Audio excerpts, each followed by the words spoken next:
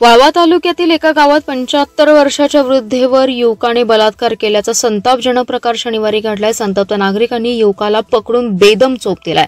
पोलिसांनी घटनास्थळी धाव घेऊन सोमनाथ चंद्रकांत शिंदे या संशयिताला ताब्यात घेतले। रात्री उशिरापर्यंत या प्रकरणी गुन्हा दाखल करण्याचं काम सुरू होतं। पीडित वृद्धेवर सांगली येथील सरकारी दवाखान्यात उपचार सुरू आहेत। वृद्धा ही पुतण्याच्या कुटुंबाबरोबर राहत होती। सोमनाथ याचे वृद्धेच्या घरात येणं जाणं होतं। शनिवारी तिच्या घरातील इतर लोक बाहेर गेले होते। वृद्धा घरात एकटीच होती। सायंकाळी 4 वाजण्याच्या सुमारास संशयित सोमनाथ हा घरात वृद्धेच्या शिरला। त्याने वृद्धेवर बलात्कार केला। तिने आरडाओरडा केल्याने शेजारील महिलांनी वृद्धेच्या घराकडे धाव घेतली।